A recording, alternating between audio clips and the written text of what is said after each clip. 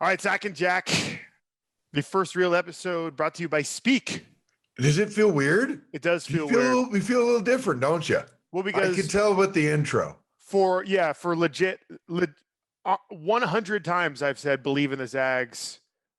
I'm Jack Ferris. He's Rob Sacre. And now I'm trying to think of something that rolls off the tongue. Zach and Jack brought to you by Speak. If you're listening to this, thank you. You clearly Speak easy. Speak easy, baby. Speak easy. You hit subscribe, or maybe maybe you're listening right off the link. Who cares? I don't know. But welcome. Thank you. I'm happy to be in your ears. Mm-hmm. Yeah. Maybe. Yeah. No, it's cool. I'm happy, and we're very grateful that Speak gave us this opportunity. Plus, Believe also gave us that opportunity. So, we're just gonna make the best of it, like we always do, and just have fun. Speaking of your ears, listener, how often, Rob, do you clean your ears with Q-tips? Every day. I'm guessing, are you a Q-tip guy? Because you're not supposed to.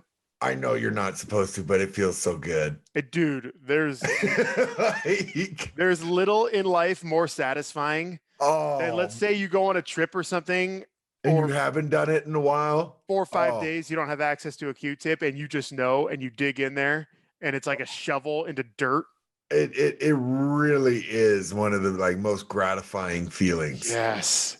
You look at it and you just feel so proud of yourself. It's primal. It's like you're a little kid and you just pooped. Oh, you knocked it right there. That's exactly what it is, man. It is just such a weird, I don't know. And so I think I do it every day just to try to get my first fix, try to get my first high again. Me too, dude. Me too. And when I do go on a trip or something and I'm away for 3-4 days and I don't have it, at first I'm like, I want to get in there with Are you paranoid? Yeah. But then maybe I'm on the plane ride home and I think, oh my God, the first thing I'm going to do is not pour a drink. It's not go to the bathroom. It's stick that Q-tip straight into my ear, friend. Okay. And are you a guy, and I know I am very much, when I get off a plane, no matter where I'm at, I need to shower.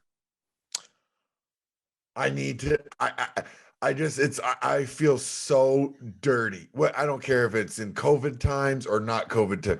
I just feel dirty being on a plane for a long period of time. It does feel grimy getting off of a plane, and what's funny is for me going to LA. So let's say I have something to do in LA in the afternoon. Like a 30-minute. Yep. I would wake up in San Francisco, shower, put on, because now that we're on this side of 30, we have to wear clothes to the airport now. You know what I mean? Clothes and deodorant. Clothes and deodorant. We can't wear sweats and basketball shorts anymore because it's weird.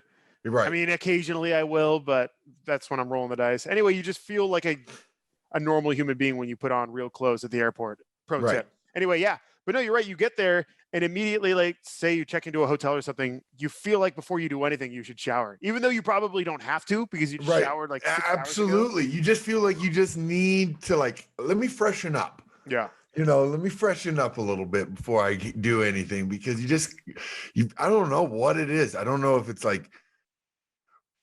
the person sitting next to you who's not wearing shoes. I can't stand. Are you that guy? I am that guy, but only if, because a lot of times I'll go flip-flops. I think, with socks or no socks. No, come on, bro. Come on. I'm not a virgin. What was I getting at? Socks. I think, okay, so with the feeling gross thing, all that air on airplanes is recycled. So you just feel like that. I think that's what it is. I think that's definitely what it is. You're just sitting there in bathwater air. I know. That other people were in the flight before you. Back to the Q-tips before we get into actual content. Do you use both sides, or are you a one and done guy? Are we talking both ears? Let's say it's been 4 or 5 days since you. I'm using one Q-tip for each ear. Okay, so you go boom and then flip it around. I'll go boom, boom, get all the good stuff, and then flip it, and just to make clean it out. That's the detail work. That's all the detail stuff. Right. It's funny because every time I use a Q-tip too. Somewhere in the recesses of my mind, I picture a tiny little man battling an American gladiator. You know what I mean? Yes. Turbo. Yeah. Ozone. Gladiators ready. Challengers ready. Big show. Premiere shows. Yes. Got an A-list Yes. for you. We got one, Jeff Goodman. He was great. He gave us an hour of his time. Awesome stuff. Zag news we missed because we're figuring out. We're trying to find our path. We're finding our path here. Recording schedule as well. For the most part, I think these are going to premiere on Mondays. We did not talk about Nolan Hickman with Jeff Goodman. Nolan Hickman, oh, by the way, the 29th overall player in the incoming class coming to Gonzaga. Rob, are you now ready for by the numbers, the incoming class? Right. Number 1, Chet Holmgren. Been there, done that. Number 2, Hunter Salas. He's 18 overall. Sorry, number 2 for the class, 18 overall. Nolan Hickman, 29 overall. Again, these numbers will vary 2, 3, or 4, depending on what site you're looking at. And poor Caden Perry, the 53rd ranked player in the country. He committed to GU 2 years ago. In our era, Rob, Caden Perry would be like whispered about on campus for months before he got there. Like, did you hear the top 100? I hate talking about my class. But my class, we were the first class to ever like be in the top 100, other than like Pargo, I think. It was Austin. Because of Austin. Austin was a big get.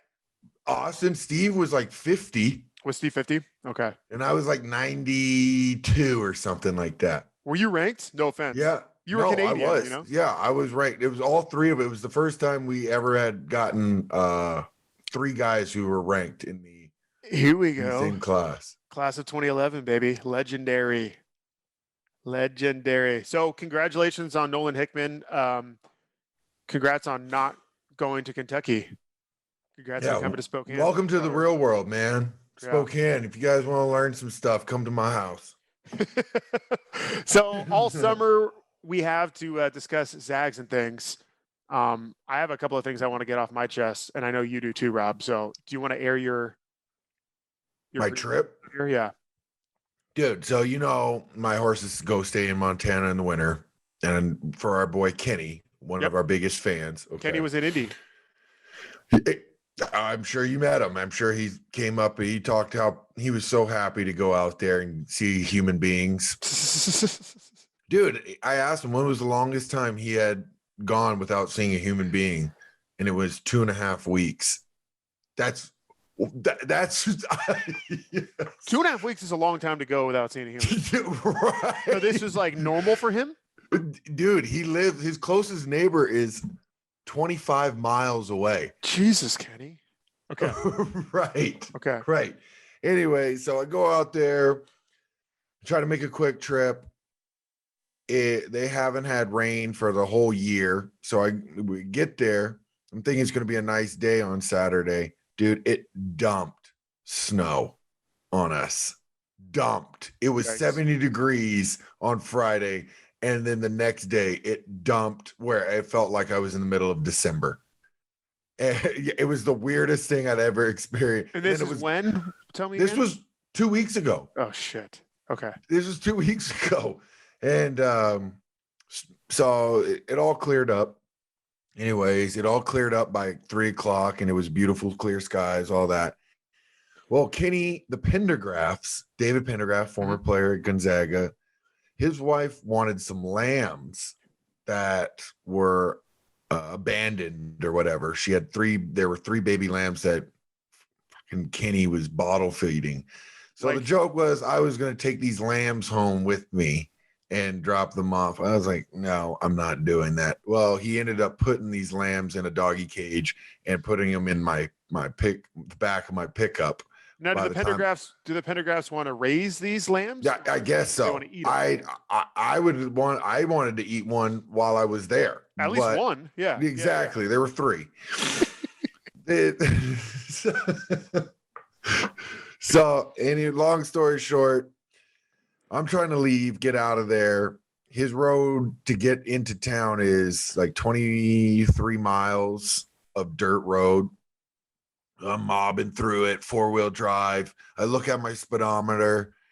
or my gas. Oh, I got like 70, 80 miles in between gap of like me running out to the next town, basically. Okay. Like you know how you do your measurement. Oh, I can make it. I got 80 miles before I run out. Yeah. Well, because I'm going through 4-wheel drive, I'm just burning fuel, not paying And you attention. did you factor that in? No, Okay. I did not. Okay. I did not at all. So I'm driving and I'm seeing like, oh, I'm getting close. I'm getting close to this town. Like I'm getting close to this town, but I'm also getting empty on this tank. And by a mile and about, I would say half a mile, I get to one on the tank. 1 mile. 1 mile on the tank. What did it drop to? Did out of nowhere it dropped? It just like, because I was hauling stuff too. Yeah. Before it was measuring what not hauling things, and then now it was like I was hauling things, so it was like I was just burning fuel. I was 1 mile from burning, so I had to pull over. I had these lambs in the back of my damn pickup, plus horses. So every time we stopped, the lambs would start crying like I'm in Silence of the Lambs. Or like you've arrived at the slaughterhouse and they know. Correct. Yeah. Correct. Yeah. Animals are smart. So there's my big ass walking on the side of the highway with a gas can filling up because I was like, I'm about to run out of gas, and you can't run out of gas or fuel on a diesel or ruin it. So ended up doing that, filling up, and it was a long trip after that with lambs and horses and dogs. It was a shit show. That was my weekend 2 weeks I ago. thought this was going to end where you were pulled over on the side of the road for a while and you were like 2.5 hours away from eating a lamb live, like taking a bite out of it. Dude, there were multiple times. I'm not gonna lie. I asked Kenny. I was like, you thought about ditching them in the snow in the middle of nowhere? Yes. Oh, that would have been worse. That's inhumane. That was inhumane. But I saw like these sheep farm. Oh, perfect. And I was like, what if I just throw these lambs over there Over the fence? Over the fence? Will anybody notice? I don't know. My guess is yes. I'm guessing sheep farms have inventory on their sheep. I'm sure they do, but if you added 3 more to your, aren't you going to be excited? Yeah. You're probably going to ask no questions. I don't know. That's just my wild little crazy story that I've had in the last couple days. Okay, but to someone who doesn't know you, that's crazy. But right. Most of us are like, yeah, that's a Tuesday for Rob. Stuck in a snowstorm in Montana in May with a farm in tow. Yes, that's exactly. People who know me know that's why I don't know, man. I don't know what I do to myself sometimes. I think I'm a glutton for punishment. Yeah. I mean, we all are. I think I am too. Maybe we always try to find what we have in common, why this works. And maybe that's what it is too. Like you just can't help it, Jack. Or I go out of my way to choose the hard path. Oh, dude, all the time. And I swear, it sounds like it feels like a great idea. Mm-hmm. Mm-hmm. It feels like it's going to be easier. Like I'm doing myself a favor. Yeah. Yes. Yes. And then it always backfires. I won't get too far into my thing here. I think we can stretch this for content for the next episode. But I will say, we talk a lot about how this country is shattered right now. There's 2 teams, the red team and the blue team, and you got to choose one. I think we're getting to the end of that, Rob. Yeah, I haven't watched the news in a while. I think there's going to be one huge factor that unifies us as red, white, and blue, baby. I can see you saying a drum circle right now. That is. What are you trying to go with? Aliens, my friend. Dude, are we going into this again? Aliens. Again, I don't want to get. Okay, we do have Jeff Goodman, and I don't want to get you going because we'll be here for an hour. No, exactly. Are we really? Yeah. Why we'll do are we it next saying week. aliens? We'll do it next week. We'll do it next week. But just FYI, next month, because at the end of the year last year, the $2.3 trillion coronavirus relief bill that was signed into effect, like right around Christmas. Yeah. In there was like, and oh, by the way, in 180 days on the Senate floor, we need to know everything you know about aliens, pretty much. And so we're coming up on that 180 day mark. Shut the hell up. Really? Oh, yeah, dude. Oh, yeah, dude. U.S. intelligence agencies are expected to deliver a report on unidentified aerial phenomena to Congress next month, sparking renewed interest and speculation into how the government has handled sightings of mysterious flying objects and if there's any worldly explanation for them. Some senators are pushing other lawmakers and government officials to do more to investigate encounters with mysterious flying objects. Quote, I want us to take it seriously and have a process to take it seriously. Senator Marco Rubio. Excuse my French. No shit. We should be taking this seriously. It's goddamn aliens, Rob. Everything else pales in comparison. We're talking about our recruiting class. That doesn't mean anything when we're dealing with aliens knocking on the door. Well, dude, I don't know where to go with this right now. 1 month, baby. 1 month, and all our domestic issues. If they come out and say, well, they've already kind of come out and said aliens are real. If that's the case, and like they're like, oh, aliens are going to arrive here by the end of this summer, what would you do? Dude, there's a new one. There's a new video out off the shore of San Diego. Oh, it's like it's a sphere, and it's straight up. It doesn't like go up into the clouds. It doesn't go like east or west or. Isn't that an old video? It goes into the Pacific Ocean, dude.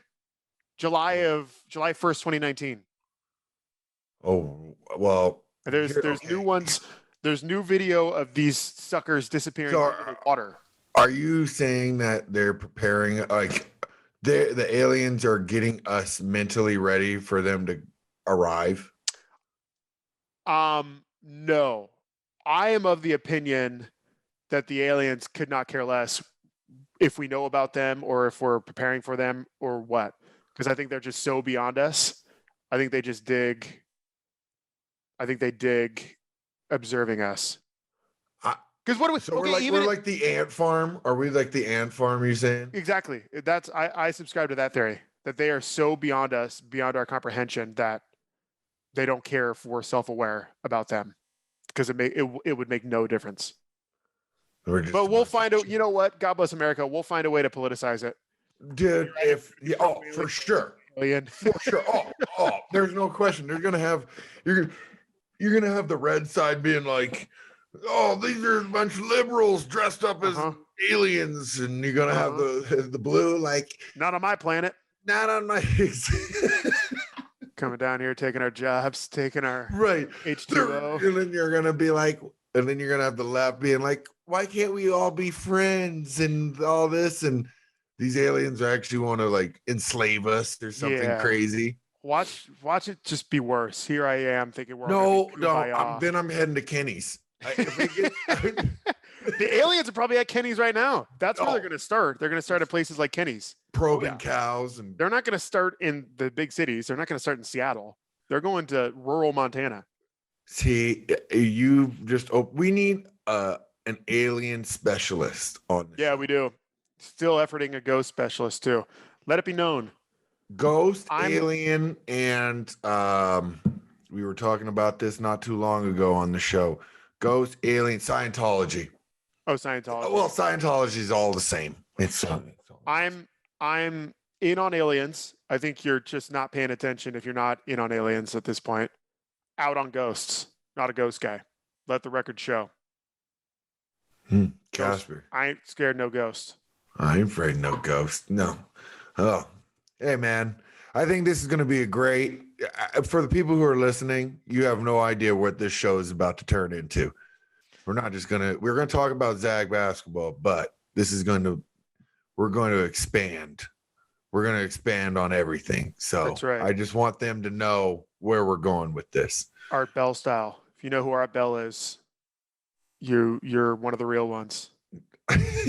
Art Bell. Let's leave it at that. Rob, should we talk to Jeff Goodman? Yes, sir. Okay. From the corner.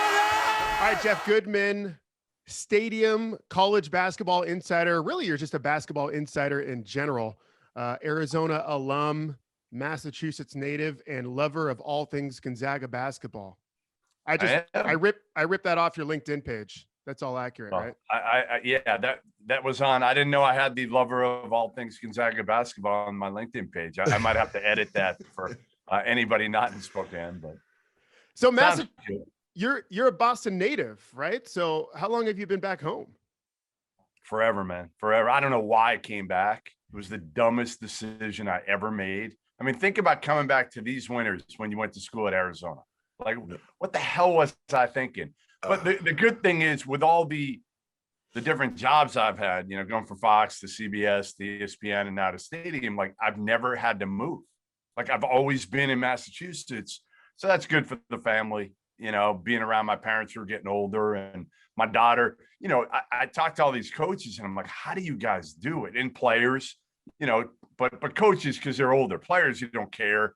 You know, you're single most of the time. You move out of the country, you move, you know, different cities. It's not as big a deal, but I don't know how these coaches do it, you know, in terms of moving around as much. That's why, like, Tommy Lloyd's been blessed, right? Never had to move, really. Right. I had no idea you went straight from Tucson to Massachusetts. And then along the way, of course, you know, Fox. Yeah, right. Fox, ESPN, now Stadium. What was your first gig right after Tucson? My first gig was, I knew I wanted to do this when I was young. I interviewed James Worthy when I was like 14, 15 years old. So I kind of knew I wanted to do this. And somehow I got into basketball recruiting. I don't even know how. Like, my first job out of college was at like Enterprise Rent-A-Car, then doing public relations for like biotech companies. I hated it. Absolutely the worst thing ever. I mean, like, I've never sat in a desk. Like, since then, I've never had a job in an office. I've been so fortunate. Like, I don't work. Like, I've always said that. Like, I've never had a job where I've actually had to work. I cover basketball. I talk to people like you guys, watch games, talk to coaches, players. It's honestly, You're living the dream. Yeah. So I was covering like Rob when, you know, in AAU ball years ago. And like, that's how I came up and I got lucky. I was working for a company called Scout and Fox bought Scout. And I begged the editor at Fox. I said, listen, can I write a college hoops column like once a week, pay me $50? This was in 2006. And they let me do it. And then I covered both full time. I covered recruiting full time and college hoops for like 3 years. And then I did just college hoops from there. So you were into high school basketball recruiting. I'm sure that was a big hit with the co-eds in Tucson. Huge. I'm sure they wanted to talk commitments, baby. Talk always. Commitments to me. Every girl wanted. Yeah. So you guys were Scout. What was the other one? Rivals. Yeah. And do they still have that? Is that still going on? I think Scout is now 24/7. I think they changed the name, but I think Rivals still goes on. I don't. You know, it sucks because I don't go out as much. I'll go out in July still. Like, I'm excited to go out again this summer and see coaches and see the top players. But I knew every player. Like, I knew, you name it. You know, again, I'm a journalist at heart, so I'm not like most of the other recruiting guys. I had like a 1-page bio sheet on every player, the top 150 players. And not only did I have like, you know, I had who their influencers were. I had what schools they were looking at, hobbies, you name it. I had everything on that dude. It didn't matter who it was. And I would have a list and call like 5 kids every single night. So that's what it was. It was just getting on the phones and calling people because you couldn't exactly look information. Right. I had the information. So then I'm doing recruiting and all the coaches are calling me, all the assistants and even head coaches. They're calling me because they know I know all these kids. You know, like Kevin Durant, I think I did the first story on him when he was 14. So I knew KD before he was KD. And people are calling me for info about all these kids. And then I start covering college and I flip it on all these assistants that are calling me. I'm like, all right, now it's my turn to pump you for info. And so it was easier. I never could have broken news like I have without that path. It made it easy for me because those guys already trusted me and they were milking me for info. And then it was like, all right, return the favor. Go ahead. Is it crazy? Obviously, we talk about the times and everything, but is it crazy how how high school is now for basketball. Yes. Well, think about this. So the other day, Shams, who I work with at Stadium, breaks the news of what's his name, Jalen Hardy going to the G League Ignite team, and everybody kills him for it. You know, sources say he chose the G League over whatever. He was never really considering a college. I think it was Kentucky, but everybody knew he was going G League Ignite, and people killed him for it. And I came to his defense and I said, like, listen, I broke every damn commitment years ago, and nobody had a problem with any of it. Now, there wasn't the platform there is now. Like, every kid, they could transfer 3 times in their career, and they want to make a damn announcement every single time they transfer. It's like, dude, you've already done it twice. Like, enough. Just if you want to tweet it out and be done with it. Like, I remember this is probably 10 years ago or so. I was at LeBron camp. It was the year that Jordan Crawford dunked on LeBron. Oh yeah, remember? Yeah. And it was, where's the tapes? The hidden tapes. That was me trying to get the tapes, and Nike. Like, I was going at it. I went at it with one of the head guys at Nike on the court. I remember LeBron was there, and I was MFing him, pissed off about, you know, there had to be video. You were MFing LeBron or LeBron's people? No, I'm not Jeff. that. I'm not that. Yeah. I was MFing the Nike guy. Yeah. And they weren't going to give us anyway. So I remember it well. I was up top writing a story about it, and KD tweeted out, like, I'm happy to stay in Oklahoma City. Like, there was no big plot. Like, he just tweeted out and was like, and I called him. I'm like, did you just sign an extension? And he's like, yeah. I'm like, you couldn't even tell from the tweet. It was just like, kind of, you know, like, whatever. And now everything's like a song and dance, and they all want the attention, and social media has created that. So yeah, Rob, like, things have changed in recruiting in high school because of social media. That's why. By the way, I don't know if this is an indictment on Rob or anything, but we've been recording for like 7 minutes, and Jeff Goodman has yet to comment that Rob is wearing no suit or no shirt and just a velour robe. That's I figured he just got out of like a massage or something. No, I'm just living my best life. That's really what it is. Pretty good. Good. Listen. Yeah. Jeff, so many things. You've always marched to your own drum there, Rob. Dude, always. That's what I love about you, man. God only made one blueprint of me because I couldn't handle the competition, man. So many things I want to touch on, Jeff, that you mentioned there. First of all, let's get back to Shams. Shams. Excuse me. I've always gone Shams. Shams. Yeah. Back to Shams. You know, he's what, 24, 25 years old? Like 12. He's like 12. 12. So he had the benefit of coming up in college when, you know, the role of college basketball, or excuse me, basketball insider period existed. You know, a guy who just breaks news full times. You did not have that growing up. The world kind of shifted while you were in the industry. So what did you want to do in college, and how did you kind of find your footing to where you are now? I mean, I wrote for newspapers. Like, that was my deal. Like a school from back east would play out in LA, and I would just get in the car from Tucson and drive out and cover it and try. Like, I'd lose out on the deal. I wouldn't make money. I'd lose money, right? I mean, gas money to drive it, staying at a hotel. They were paying me, you know, $50, $75 for the story. But at that point, it was all about getting experience, getting clips, you know? So for me, it was always about, like, my dream was always to write for the Boston Globe. I mean, the people that have come through the Boston Globe, but they are like, Rob, those are the dudes. Like Bob Ryan, who I do a podcast with now, was like the guy that I always read and looked up to when I was younger. Peter Gammons.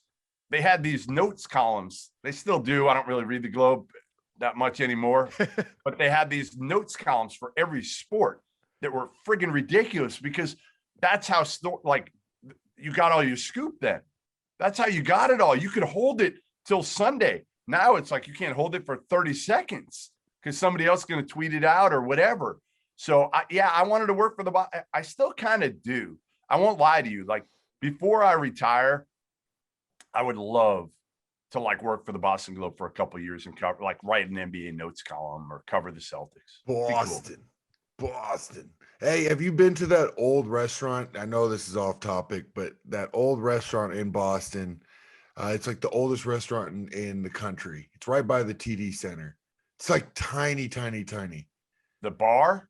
No, it's like a little lobster place right there. It's tiny little spot right there in the middle of the courtyard of Boston. I'll look tonight. They flipped out like all that stuff that was by the Garden. They have totally revamped all of it. Like it was kind of a dump. Like there was really not many places to go years ago. Now they've changed everything, including the Garden. I'm taking my wife to the playing game tonight. Jack, Celtics Wizards. You've never been to Boston? I've never been to Boston. Okay, well, Boston's streets are like if you were looking at the cobblestones, right? No, forget the cobblestones. Okay. The streets are like a kid drew a map and just scribbled all over a piece of paper, and that's what their streets look like. I've seen the town. It is. It's not like some cities that make it easy. You know, they have like alphabetical or a grid. A grid. A grid. Yeah, no, it's like some kid just went circle, circle, circle, circle, circle, circle on a piece of paper, and that's their streets right there. Jeff Goodman, the first story you broke when you thought maybe this is going to be my niche, maybe this is what I'm going to do now. Rashard McCants committing to North Carolina. Okay. How about that, guys? Okay. I got Rashard the itch. McCants. Who's out of his mind, like completely blackballed by Carolina now. I mean, think about it. He was blackballed? Yeah, like he came out years ago on ESPN and basically I think said like, yeah, I never took my own tests. Like I had people doing my work for me. Basically, playing into the whole mantra that Carolina, just decided to burn every bridge in Chapel Hill he had. Everyone. Yeah. And he'd already burned a lot before that, but that was like the final straw. That was it. So yeah, all of a sudden I called McCants. As I said, I had like a board of like 5 guys I had to call every night. I called McCants and I'm like, hey, who are you looking at now? What's the latest with your recruitment? He's like, oh, I just actually hung up. I just committed to Carolina. I'm like, oh shit, what do I do with this? So I wrote it up. And it blew up because it was Carolina. I mean, anything Carolina is going to blow up. So it blew up. So that gave me the itch. From there on, I was like, yeah, this is pretty cool. Like people actually give a shit about what I write. Yeah. Man, was he the leading scorer of that team when they won? I don't know, he probably was. I mean, they had dudes. Remember how talented that team was. It was an unbelievable talented team. So talented. Marvin Williams, Sean May, Raymond Felton. Yes, Marvin was the 6th man on that team. That's how talented they were. What about a miss, the biggest miss you've ever had earlier in your career when you thought, oh my God, is it over for me kind of thing? So I'll give you a good story. I think I've only been wrong twice. Okay. And I'll tell you both times that I was wrong, and you can tell me whether, and I was wrong, but I'll give you the specifics. So the first one was Billy Clyde Gillespie, who I call Bully Clyde Gillespie, because I don't think he should be coaching anybody at any level. Here we go. This is the stuff. No, I think he's a bad human being. I do. I think he's a bad human being. Well, expand. Tell me why. Personal reason? How he treats people. I mean, he treats people like garbage. Outside of not winning actual basketball games. That too. Yeah. That too. I mean, listen, a good X's and O's coach, Bully Clyde. But again, my biggest pet peeve in this business is if you treat people like shit, I'm gonna find you. And if you do, yeah, damn right, I'm gonna come after you. Like Greg Marshall a year ago. I don't know if you guys remember that story. Wichita State coach. Yep. Punched a player. Mm-hmm. And it was punching a player, but it was how he was treating people in general, whether it's staff, whatever. Anyway, let me get back on track. So Bully Clyde, before he took the Kentucky job, verbally accepted the Arkansas job from Texas A&M. So I wrote it. I said, Billy Clyde Gillespie, will be the next coach at Arkansas. Probably. I like how you say all 3 names like he's a serial killer. Bully Clyde Gillespie. Bully Clyde Gillespie. Yeah. So he takes the job, and then somebody calls him and they say, hey, sit tight. Kentucky's going to come calling. Oh, no. Which they did. Yeah. So he backed out of the Arkansas deal. Well, obviously, he's never going to admit that. The AD is never going to admit that. So I'm wrong. I'm wrong. Wow. I was wrong. Okay, you're out on an island. Yeah. I was wrong. The other one, this one was great. Trey Burke, after his freshman year at Michigan, I said he was gone to the NBA. He had cleaned out his apartment or his dorm or whatever, went back home. And the source of the information to me was Trey Burke. He told me, he's like, I'm gone. So I write it. Trey Burke's leaving after his freshman year. He goes back home. Well, his dad, Benji Burke, and John Beeline had another, thought about this. They had a powwow, the three of them. And the next thing you know, Trey Burke was headed back to Ann Arbor, to Michigan for his sophomore year, which was a smart move, obviously, because he was like National Player of the Year, did everything, went to the Final Four of the national title game. So again, I'm wrong. So I said to him before I saw him at the Final Four, I think he was getting his National Player of the Year award. And I said, hey, man, are you okay now if I could just tell people that you were my source? And he's like, yeah, I don't give a shit. Do whatever you got to do now. He didn't care. He's playing for a national title. He's going Good to for the him. NBA. Yeah. But again, those are ones where like things can change too, right? There's moving parts in these where people do change their decisions. So you got to be careful. I've learned to maybe soften up some things because of that. Okay. So from scout.com to, Fox to ESPN. Now, when you set out, did you ever in the back of your mind think that you'd be doing TV? No, shit. So, look at me. Yeah. So I can't imagine what it must have been like to go from, like you said, making $50 a week to doing SportsCenter hits. You know what I mean? How did that go down? I was so bad on TV. So bad. I mean, it took me 3 years. I'm not kidding. 3 years before I was comfortable. It's like, and Rob, I wonder how you can relate to this analogy, but like for me, it was if I screwed up and stumbled on a word or a thought or anything, I couldn't get past it. It was like that next play, right? If you make a mistake on the court, did it screw you up and it just screwed up in your head? For you, it probably didn't because, you're you. So you probably just got past it. Hey, man, you put the words in my mouth, brother. Right? Exactly. Hey, you just kept going. You gotta, honestly, though, when it comes to those type of things, you don't look back. Right. Just don't look back. You got to keep if I'm going to stumble, I'll keep stumbling on words for the rest of the day. I don't care. Like Kobe said, I'd rather go 1 for 50 than 1 for 9. And that's easier said than done. Because Jeff, as you said, the stumble in your head is always much worse than what it actually was.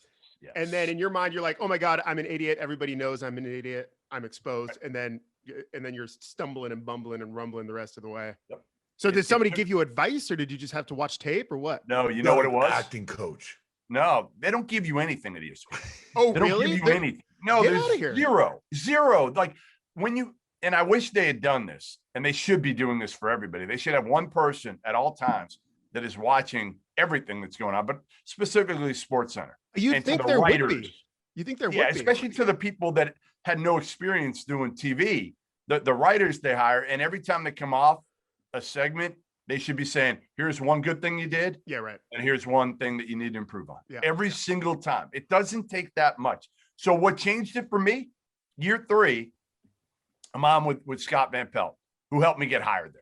Like one of my best, like the best dude in the world. And I'm on with him at like midnight or whatever. And this dude is like screwing up. Like he's stumbling, he's screwing up, but he's laughing at himself. He's just Scott laughing or at you? Scott. Oh, okay. Just laughing at himself, keeps going and like whatever, like figures a way to get, who cares? And after that, I'm like, man, if he can do that and just make fun of himself, and I've got it in me to do it. Like the hard part is I'm super loose and I'll make fun of myself all the time. But the hard part sometimes is as an information guy, well, there's certain things you're not going to be talking about Rick Pitino and the stripper scandal and joking around about it and like talking about it like this. You got to be serious. So I think people expected me in my role. Like when you watch Woj or Shams, what are they? Very, very serious, right? Most newsbreakers are serious. And like, I'm not.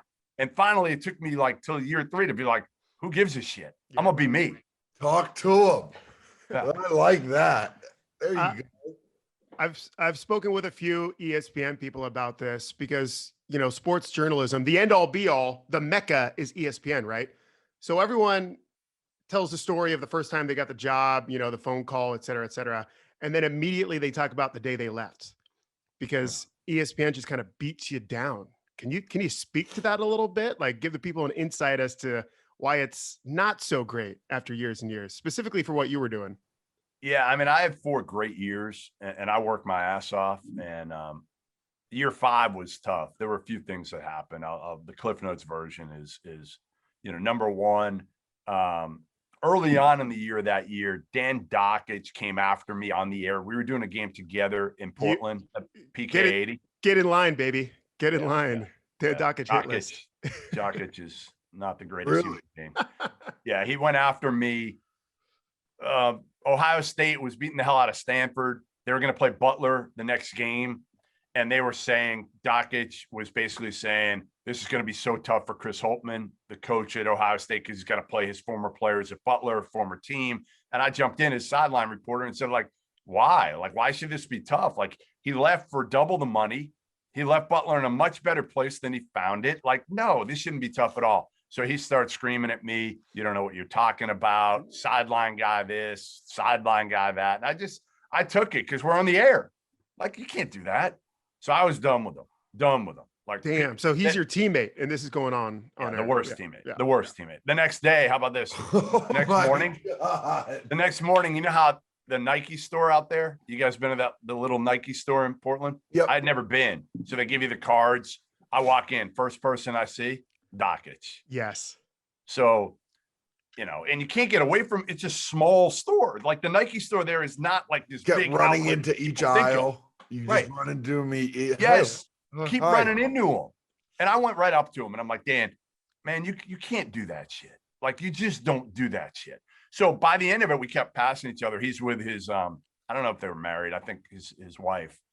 And he's like, hey, at the end, he's like, why don't you come out for dinner with us? I'm like, no, thanks, man. Oh, wow. Not a chance in hell. Wow. So that was number one. Number two was, if you remember, the whole federal investigation was going on with college basketball then. Yep. They told me to stand down. They basically told me not to go. What? I was hoping you'd get there because I just read that about you. Craziest thing ever. Like, why would you have the person that has access to more information than anybody else, in my opinion, again, may sound arrogant, but I think I'm as connected as anybody in college basketball. Why would you have that person not cover and really dig in to the whole federal investigation? So that was two. And then number three, they sent me to Lithuania to cover the Ball brothers for 10 days and LeVar, and it blew up. Like, it blew up. Like, I liked LeVar in small doses. I thought he's entertaining. Oh, he's good for your job. Yeah. Makes your job easy. I'm the first one who put him on TV. Yeah. First one who put him on TV at a high school event. I was doing sideline, went up, and I'm like, who is this dude? Yelling and screaming. Went up, interviewed him. In the middle of the interview, I said to him, I'm like, hey, man, I'm just going to give you the microphone. Like, this is easy. And we really had a good relationship until he thought I was his PR guy. And like, dude, no, I got to do my job here, man. Got it. So I wrote the story. He killed Luke Walton to me in Lithuania. And I wrote it. And his guy, Alan, was his business manager then, a guy named Alan Foster, who ended up taking money from him, stealing money from them, I guess, allegedly. I don't know how that played out. But they were pissed that I wrote it. LeVar really wasn't. But LeVar listened to this dude. And this dude, again, we got into it a couple times. And then at the very end, after their first game, I said, I need both LaMelo and LiAngelo for like 2 minutes by themselves. Like, I just need them together for like 2 questions for SportsCenter. Well, they didn't do it.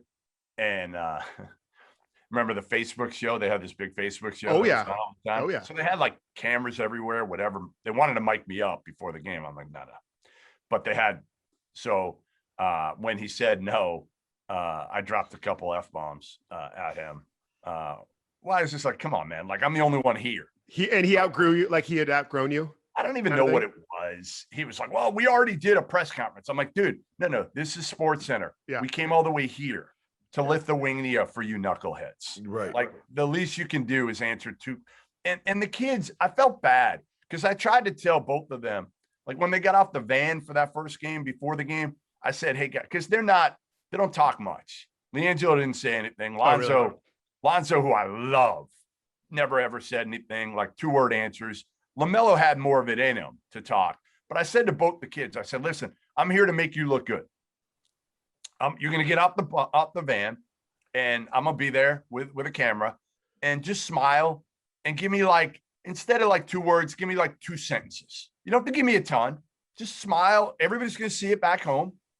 And of course, I can't remember which one I asked the first. I'm like, hey, how does it feel to be making your professional debut? Good. I'm like, come on, man. Like, really? Like, what are we doing here? Like, what do we, like, I'm trying to help you. And again, like, I don't know. So anyway, that's rough. But at the same time, how old? LaMelo was young. He was like 50. Yeah. Okay. D'Angelo was he was old enough to know better. And he had been enough to know better. He had been through an international incident at that point. That's right. So yes. you think he could handle the press a little bit? Do you deal with a lot of parents on like when you were recruiting, when it was in like college and all that? Did you have to deal with a lot of crazy parents? Oh gosh, it was parents. Hey, Duke parents were the worst. Oh, really? I love it. Oh, just think about it. Just think about Duke parents back then. Yeah. Probably changed now. I mean, think about with social media now. I mean, that's the fun part. Like now, I never really say anything negative about it. High school kid, never, ever, ever. College kid, it takes a lot.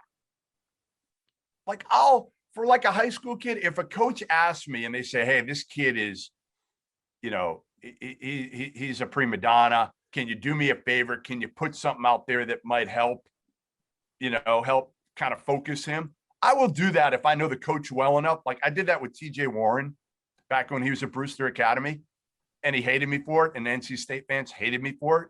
But I think he realizes like, we're good now, TJ and I, like what I was doing it for, because everybody's kissing these guys' asses. Everybody. Like they come off the court, they might go 1 for 20. And it's like, well, you didn't take enough shots. It's like, no, but that's the problem with the people around these kids so often, especially the hangers on. Like it's parents, but it's also the people that think they're going to get something from these kids. I hate that. So I try to be real as much as I can, but it's hard to be real with high school kids because you don't ever want to, be negative with them. Well, and what's crazy is you can see it like unfolding in front of you with all the hang-arounders and yes men. It's crazy. It's like you got to get out of this crowd, buddy. You just want to tell them that, but they're not going to listen, right? What's the biggest example? I love the kids that are not on social media, and there aren't many. I'm actually going through it now for name, image, likeness. I want to see the social media followings of some of these kids and whether they can make money and who can make money once they're able to capitalize on their name, image, likeness. Almost every kid is on some sort of social media. The last one that I remember got off completely, and I'm sure there's been since others, but was Aaron Kraft at Ohio State. He got off everything. Like I think he got off Facebook, he got off everything. And while I shouldn't, because again, as a media person, I love the guys, the Draymond Greens of the world, right? Like the best. They make our job easy. I also respect the hell out of kids, especially anybody at the high school level that can say like, yeah, you know what? I'm gonna focus on the right things. I'm not gonna be stuck on Twitter for hours a day or Instagram or TikTok or whatever it is. I just want to play ball. Aaron Kraft, all-time Big Ten villain. I used to love watching him play. No, man. You know who by the way, I won't stick to this for too long, Jeff Goodman. One of my all-time hated college basketball athletes, TJ McConnell. And if you had told me he'd be in the league for 10 years, I would have laughed in your face. Why? He can pass, man. He has impressed the hell out of me. He called me after he finished at Arizona. He literally called me and he said, hey, do you think I have any shot of making the league? And you know what I told him? Nope. I said, if Matthew Dellavedova can start in the playoffs, you can make this league. Now, you're not like Dellavedova. Your games are very, very different. But all I'm saying is, and the coolest part of it is TJ McConnell's first game in an NBA uniform in Boston. I walked into the locker room and I almost got teary-eyed. Because, again, I've known him. You see a kid like that and you're like, there's no way he's going to make it, right? And then he makes it. That's the best part of my job. By far, the best part of my job is, and I regret I don't have the relationship with these guys at a younger age now. I can't talk to 16-year-old kids anymore. Like I can't interview them. Like you can't relate. no, What? hell no. What am I going to talk to them about? TJ was on the white dude. Like I can't. I wish I could. Oh man, but I can't. Like it's important to be self-aware, and then I'm out. Like I can ask like 2-3 questions, and then I'm out. I always tell kids what they should do from now on. I never used to do this, and that's part of why I don't think I can talk to that many now. Is I wouldn't just go up and ask them for a school list. I would want to know their story, and I could still do that if I'm motivated. I could absolutely go out and do a story on Chet Holmgren, who I had on my pod in the summer. Last summer, I had Chet and Paulo together. Mm-hmm. And man, like I could talk to, I think I could have a long conversation with Chet, like an hour long and not miss a beat. But there aren't a lot of kids that can do that at his age. Like the majority of them, a lot of them don't want to talk. And they a lot don't of know them how to talk. Don't know how to talk. That's right. Like Chet's awesome. Freaking awesome. So off the air, were you pushing Spokane to Chet? I don't push anybody. You know, funny. I got in trouble. I'll give you a good story. Years ago, this is great. I was doing recruiting then and running a prep school event as well that was going to fall apart. And I knew I'm in New England. All the prep schools are here. And I wrote a story about Cal Perry, couple stories, but the one that really triggered it was I wrote a story about, you remember Abdul Gaddy? Sure. Yeah. Washington. Seattle, obviously, you guys know him well, I'm sure. So his mother worked at FedEx. Well, Cal was at Memphis. FedEx is their biggest sponsor. And the number 2 guy at FedEx was a guy named David Bronzek, the COO. And he was calling and recruiting the mom for Abdul to go to Memphis, which is illegal. Right. And I had her on the record. I don't think she even knew it was illegal. Oh, no. Her on the record, Abdul on the record, wrote the story. Man, Cal got pissed. And this wasn't our first run-in. We had another one I'd written a few years before, but this one touched a nerve because you got FedEx. And by the way, I worked at Fox at that time. The biggest sponsor of the BCS FedEx. was FedEx. Oh, yeah. So like it took me like a month to get the story through. He went ballistic. So he calls up my bosses. He called somebody at Fox TV that called my boss. And he basically said 4 things from what I was told. One was that I steer players to certain schools. One was that I run a prep school tournament, which is a conflict of interest. One is that I was an Arizona booster. And one was that I was being investigated by the NCAA. Well, Arizona booster, I didn't make shit back then. I didn't make any money. Like I finally give Arizona some money now because I make enough money. NCAA has no jurisdiction to investigate me. I'm a freaking writer. You can't do it. That'd be hilarious. Yeah. Right. And so I gave up the prep school tournament, which sucked because I loved it. I made no money off it. I didn't write about it. I just did it because it was going to fall apart. I gave it to somebody else. And the last one was getting back to your point with Chet, steering players to certain schools. If a kid asked me, like I remember the kid, you remember the kid Emmanuel Negadu at all? Yeah. He played at Tennessee. He was committed to Arizona. And I remember he asked me, he was like, is Lute Olson going to be the coach there? Because at that point, there was some health issues with Lute. Is he going to be the coach there for 4 years? Yeah. And I said, I don't think so, man. Like, I don't think so.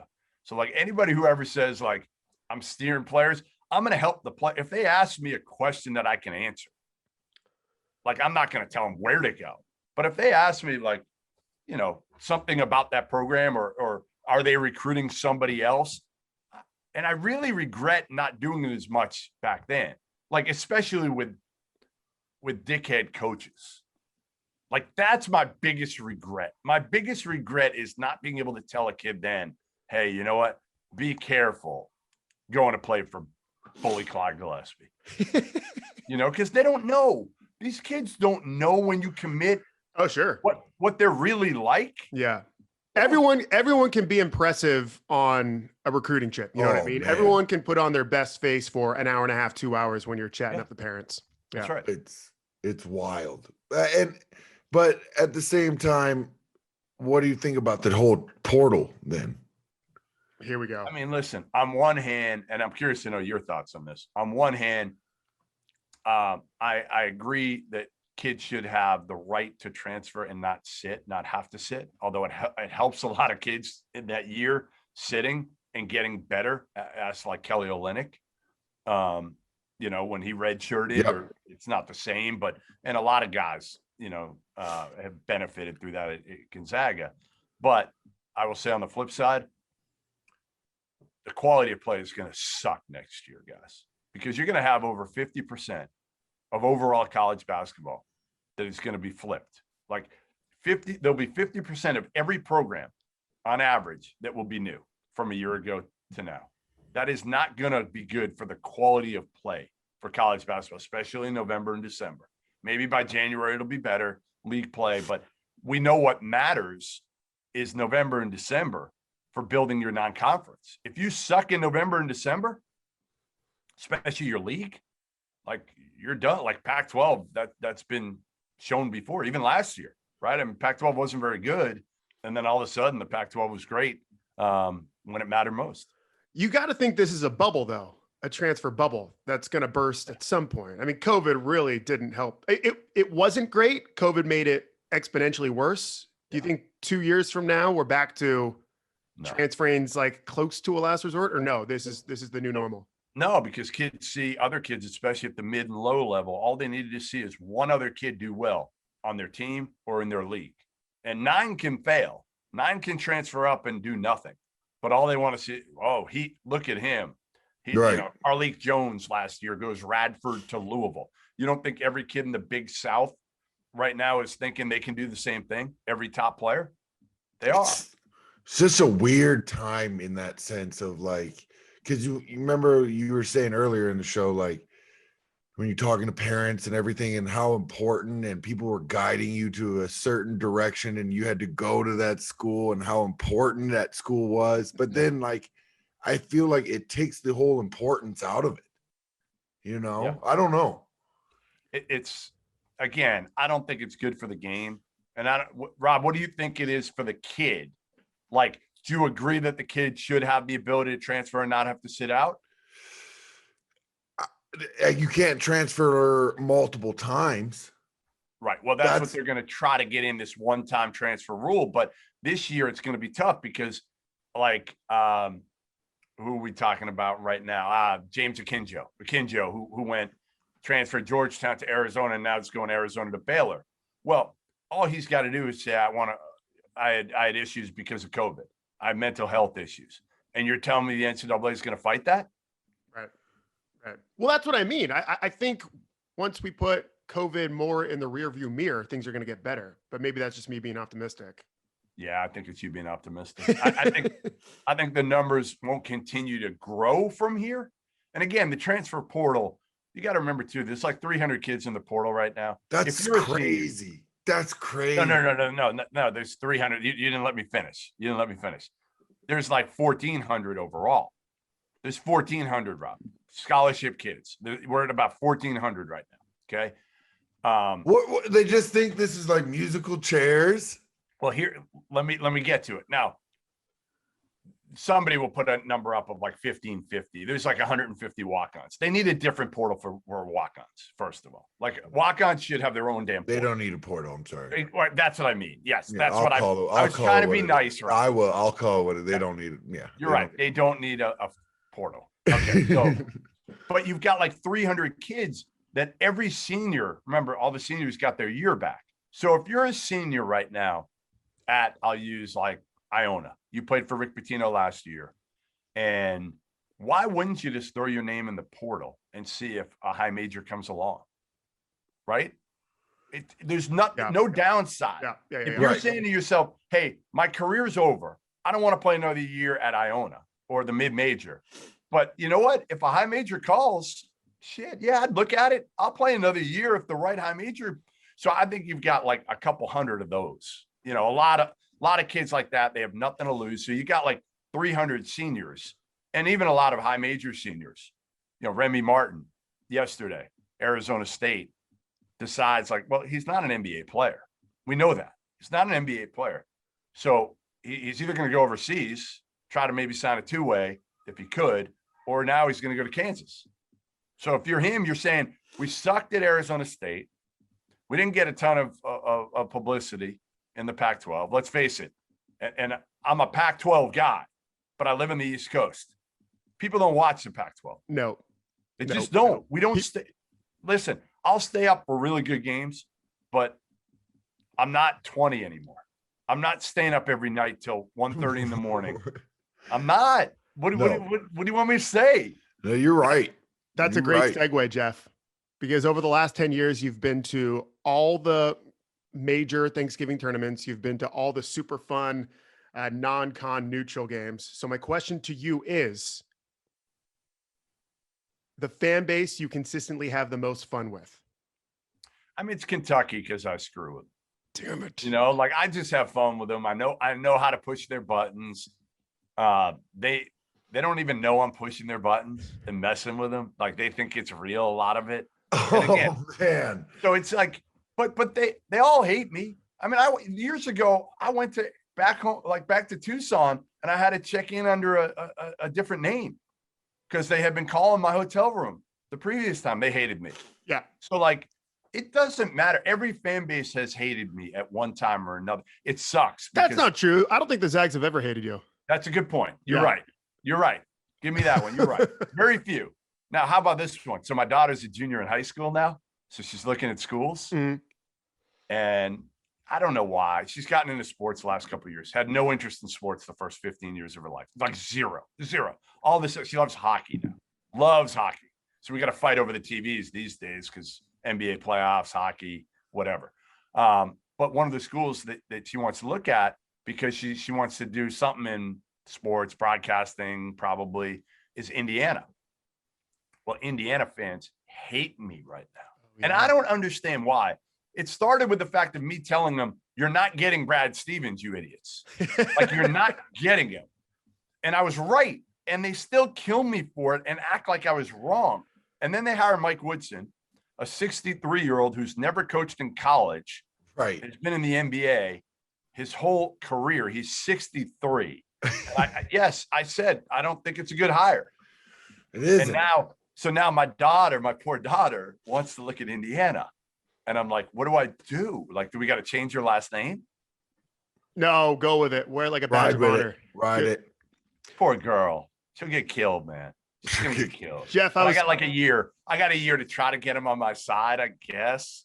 Yes, but I'm not going to do that. Unless I know she's going to Indiana, I'm not. Like, I'll work out. If I know she loves Indiana, then I'm going to have to, like, I guess, take my foot off the pedal a little bit with Mike Woods. I was trying to lead you with that last question by having the most fun with. I meant like actual fun, like partying.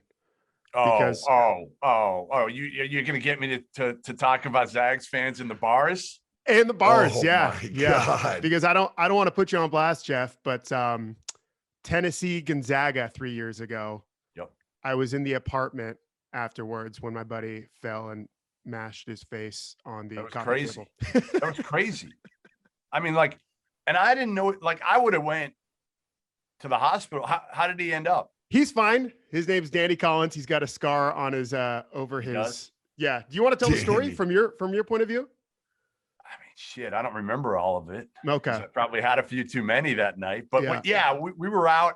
I think was it Amo and me went, like, was I out? I think Adam was out and about. I don't know if Adam came back to the No, he didn't come back. But I think I went out, maybe started with him, and Adam's deal. Like, you could start with him and then you got no idea where he's gonna end up by the end of the night. Yeah. We're in Scottsdale. Yeah, it was in Scottsdale. I forget. I mean, that's a great area. I used to go when I went to school in Tucson. I used to drive up all the time, and it wasn't what it is now. But yeah, and I had met a bunch of Zags fans prior, just maybe, I think it was a Final Four year, the year before. Yeah. I met a bunch of guys, previously, and even, for the Gonzaga Arizona game. So I knew a bunch of people from that, and we go out and having a good time. And then somehow I get convinced to come back to this apartment. I forget, what was the guy's name who lived there? Do you know? Sean Evans. Sean Evans. Oh my God. You went to Sean John's? I don't know what I was doing, but everybody's trying to convince me to come back. You know, It was harmless. I mean, we weren't doing anything crazy. Right. Yeah. Right. No, we were just hanging out. We were honestly just hanging out at his apartment. And all of a sudden, I look over and this dude, like they're wrestling or something. And the next thing you know, the dude hits his forehead on the corner of like a table and blood is gushing everywhere, everywhere. It was bad. And I'm like, oh shit. Like, what? We got to get this kid. I mean, it wasn't stopping, like towels, the towels on him to try to get the blood to stop. And it wasn't stopping. I went downstairs and I think I said, like, I'll come to the hospital if you need me to. I got no problem. I was downstairs as you guys went in the car. And did you go over with him? I didn't go to the hospital because, I mean, I grew up with Danny. He was like my college roommate. So for me, it was just another night. But I do remember being thankful Jeff Goodman was there because it felt like he was the only adult in the room because he was like, this is getting serious. And then Sean, like our most responsible friend, got in the car with him. And then he spent the night in the ER. That was a bad night because we lost to Tennessee, first loss of the season. You had the game too. I know. The game was like won. I mean, you had that that was the Grant Williams, Admiral Schofield kind of sort of coming out party a little bit. Yeah, big time. Absolutely. Yeah. Jeff Goodman, I already had respect for you, mostly because of that night, because you took care of my buddy, but big time in the way you handled this Tommy Lloyd hiring. I mean, big question is, are you still friends with Gilbert Arenas? Are you still cool with Gilbert Arenas? Yeah. I mean, the backlash. Yeah, I got some backlash from him, from Richard Jefferson, a little bit of backlash. You know, they were upset at first and they may still be, but they were definitely upset at first because I think part of it was they didn't feel like Damon Stoudemire got a fair shot. I think they felt like this thing was done from the jump. And it might have been, Rob. I know you give me the look. It might have been done from the jump.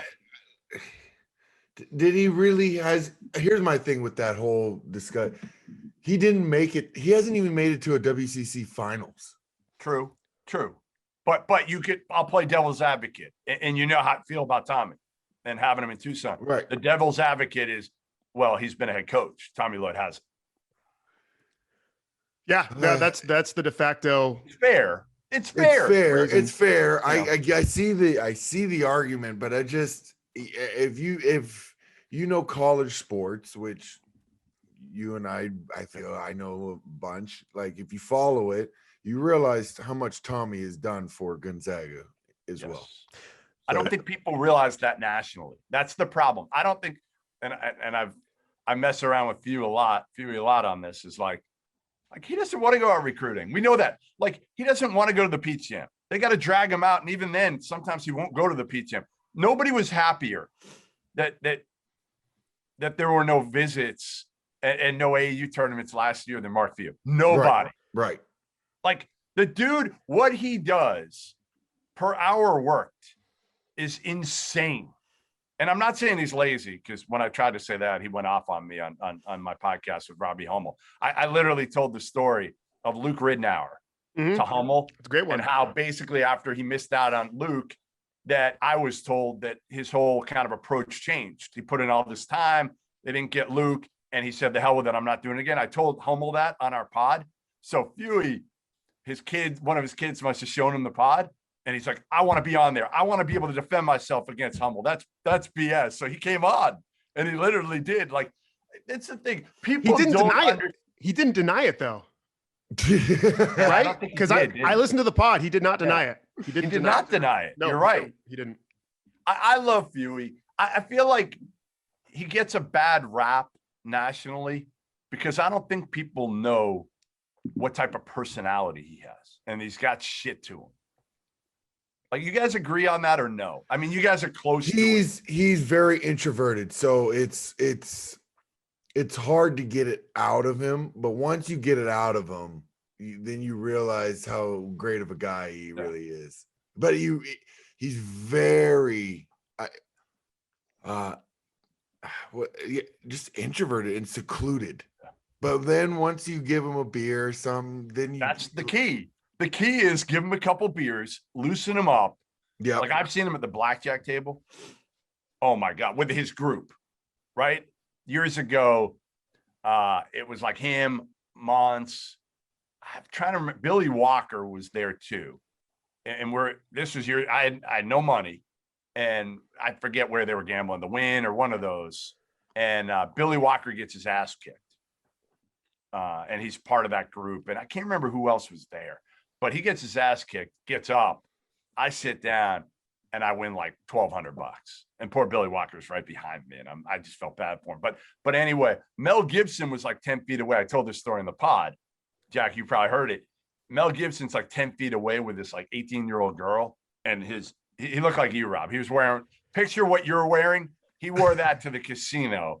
You see all his chest hair. And he's just, he's, loud, boisterous, whatever. And Fuey is just, we're all ripping on Mel Gibson at this. Yeah. Was he canceled at this point?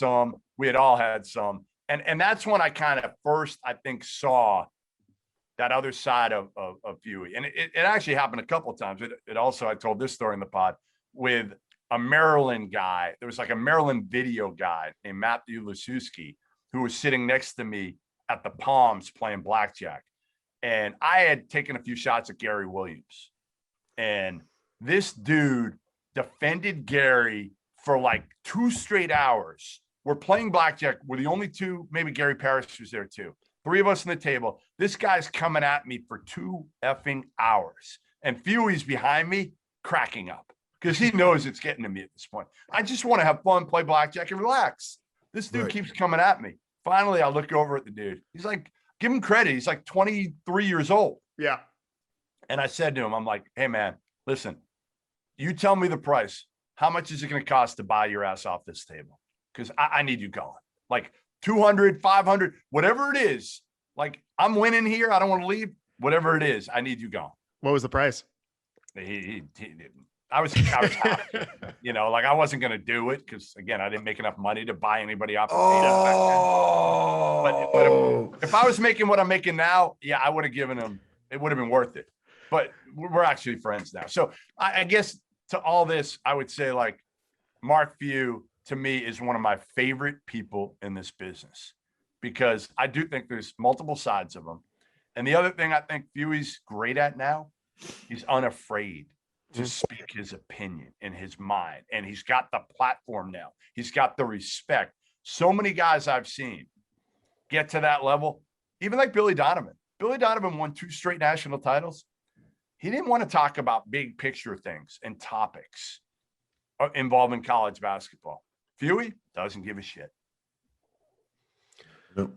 So Jeff Goodman, speaking of character, for those of you who missed it or weren't paying very close attention, speaking to our listeners now, hotly contested Arizona coaching search. It goes to Tommy Lloyd. Jeff Goodman breaks the news. He writes the article. And then what you didn't have to do, but you did, was you put out a Twitter video kind of calming down the Arizona fans who could have been angry and singing the praises of Tommy Lloyd. That was very cool of you. And again, you did not have to do that. And you probably caught some heat for it. You know why I did it too? I felt like when I was watching some of the stuff with Tommy, that he would be really kind of tight with people that he doesn't know, right? Mm-hmm. New job, Arizona. Like you go from an assistant coach, you're not getting Grand Canyon. You're getting damn Arizona. And I know Tommy well enough to know, again, he can be super loose, but he can also look super buttoned up. And he looked nervous as hell on that first video, whatever it was. I don't remember if it was. Oh, the one that he released conference by himself. No, the one he did by himself. And he forgot. He forgot to do bear down, and people were pissed. He forgot to say. Is that what it was? Yeah. But he just looked nervous, and it's hard. I mean, again, you do a video by yourself; it's hard enough.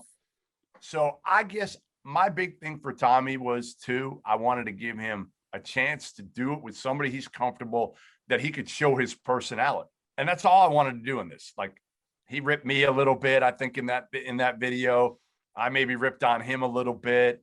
And that was kind of my intent as much as anything. I think Tommy, again, my biggest question for Tommy wasn't Tommy.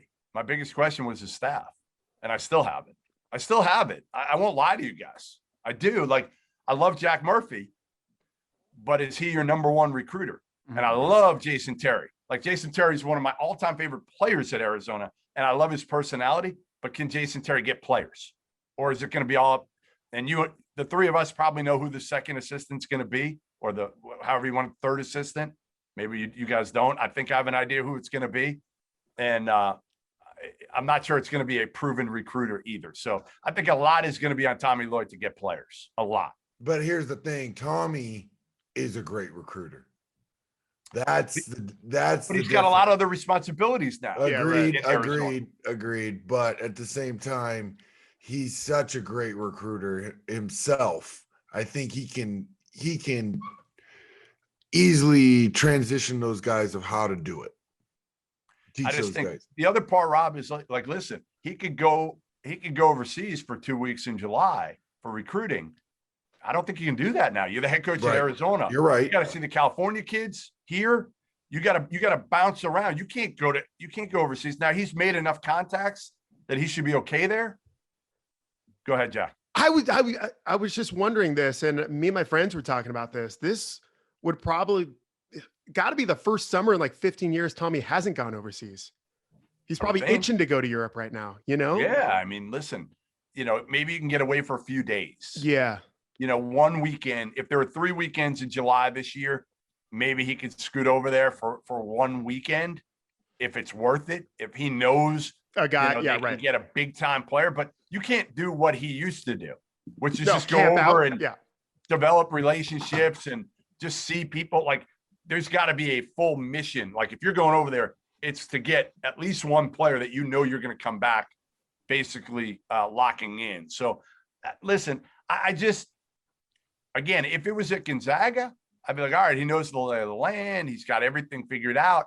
Like, again, you're taking over in Arizona right now. You gotta delegate well. And again, Jack Murphy, luckily he's got Jack and Jason Terry, two people who know the landscape in Tucson well enough, but he's got to be able to delegate to them to be able to get all this done, because you got to go out and speak. Everybody's going to be listen, you're not Mark Few. You can't say no to everything. You know, like Fewy doesn't need to go out and speak, right? Like Tommy Lloyd has to go out and do shit in Tucson now. He's got to talk to the boosters. He's got to get people to know him. He's got to do the radio shows and whatever. Like, there's going to be a lot of people pulling at him right now. And that's going to be the hardest part, I think, for Tommy Lloyd. There you have it. Jeff Goodman. Jeff, at some point, can we set up an exhibition game between your Rob and my Rob? Yeah. My Rob. Hey, my Rob is playing in the 3-on-3 Olympics. Oh, he's in it? Yeah, like they're going like next week to, I don't know what country, Latvia or something, and they got to qualify. But like, unless he really screws this thing up, Robbie Hummel and his 19-inch vertical leap are probably going to be playing the Olympics this year. Isn't that nuts? Great shooter and a great guy, man. Great dude. Great dude. Oh, yeah, great dude. We got to do it. We'll do like a 4-man pod at some point. All right. I'd love it. I would love it. Only if Sacre like dresses a little bit, Yeah, he'll put on a tank top or something. For that don't work. Clothes are overrated. I do have one last question. Of the guys that didn't play, college basketball insiders, who's the best hooper? Because it's not Andy Katz, because I've seen him shoot. It's not Katz. Who's really good? Doster's probably pretty good. I mean, he played D3. Okay. So Doster's got to be, I think, the best of that group. I mean, again, I'm older than a lot of these dudes. So, like, for me, listen, if I can get through a game healthy and not be wheeled off to a hospital, I'm doing okay. Okay. You're putting your hat in the ring. I love it. It's so sad, but that's where I'm at now. Like, it really is. It used to be like, you had to win. And now it's honestly the first thing, because I did it 3 years ago playing old man softball. I tore up my knee and I was like, yeah, I'm on the couch for 6 weeks. Ask him. I can't even get to the refrigerator. I got to ask my wife and daughter. And you think a teenage girl wants to help out her father? No, there's no interest. So I'm like, I can't ever get hurt again. First time I've been hurt since I was like in Tucson as a student, when I would play pickup against all the players. I had 2 third-degree sprains of my ankle then, but this is like the first injury, and I'm like, I can't do this again. I can't be at somebody's mercy to do everything for me. It's the worst feeling in the world, right? Stick to the microphone and the keyboard, Jeff. No question. It's safer. That's what works right now. It might be safer. Maybe not for me, the way I, tell some stories, but for most people, it's safer. Jeff Goodman, one of the best in the biz. Thanks for your time, Jeff. Thank you, brother. Thanks for having me, boys. Appreciate it. And look forward to seeing you soon.